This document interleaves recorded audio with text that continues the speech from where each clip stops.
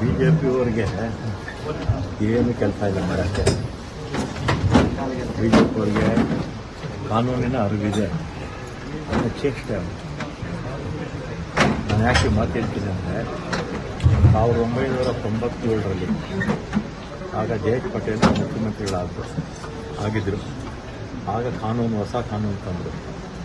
ರಾಜ್ಯ ಧಾರ್ಮಿಕ ಪರಿಷತ್ತು ಅಂತ ಮಾಡಿ, ಜಿಲ್ಲೆಗಳಿಗೊಂದು ಧಾರ್ಮಿಕ ಪರಿಷತ್ತು ಅಂತ ಮಾಡಿ, ರಾಜ್ಯ ಧಾರ್ಮಿಕ ಪರಿಷತ್ತಿಗೆ ಧಾರ್ಮಿಕ ಮಂತ್ರಿ, ಜಿಲ್ಲಾ ಧಾರ್ಮಿಕ ಪರಿಷತ್ತುಗಳಿಗೆ ನಮ್ಮ ಜಿಲ್ಲಾಡಳಿತ ಆಯ್ಕೆ ಮಾಡಿ ಸದಸ್ಯರನ್ನ ಕಾಲ್ಫರ್ ಮಾಡಿ ಅವ್ರನ್ನ ಸಮಿತಿ ಮಾಡ್ತಾರೆ.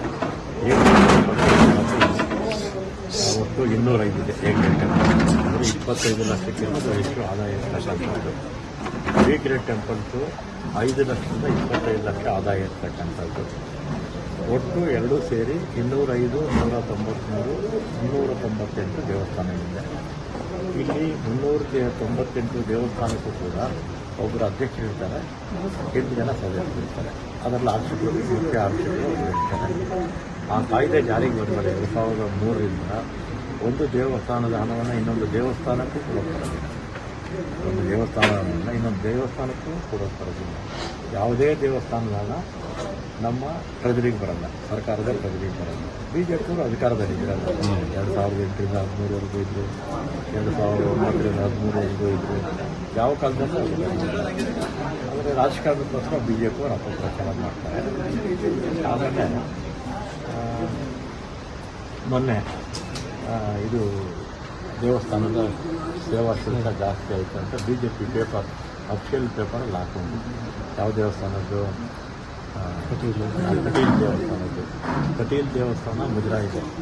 ಆದರೆ ಅಲ್ಲಿ ಕಟೀಲ್ ದೇವಸ್ಥಾನಕ್ಕೆ ನಾವು ಹಾಕುವಾಗಿಲ್ಲ.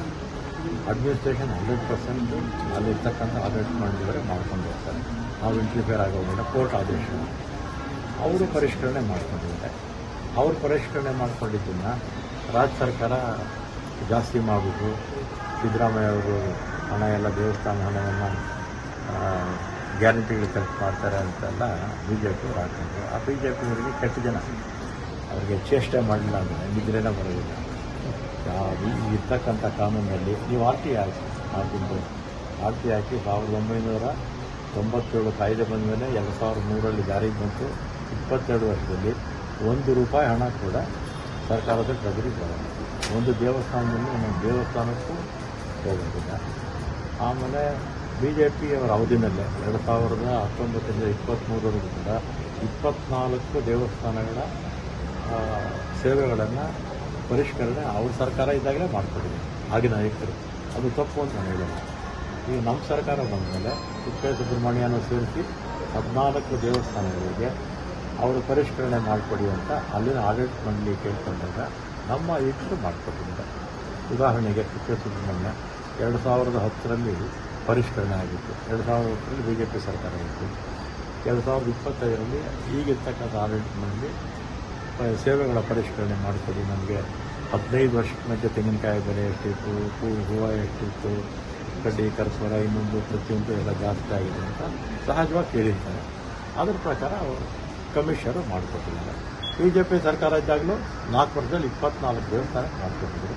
ಕಾಂಗ್ರೆಸ್ ಸರ್ಕಾರದಲ್ಲೂ ಕೂಡ ಅವರ ಕೋರಿಕೆ ಮೇರೆಗೆ ನಮ್ಮ ಆಯುಕ್ತರು ಮಾಡಿಕೊಟ್ಟಿದ್ದಾರೆ. ನಮ್ಮ ಸರ್ಕಾರ ಎಲ್ಲೂ ಇಂಟರ್ಫಿಯರ್ ಆಗಿಲ್ಲ. ಸರಿ.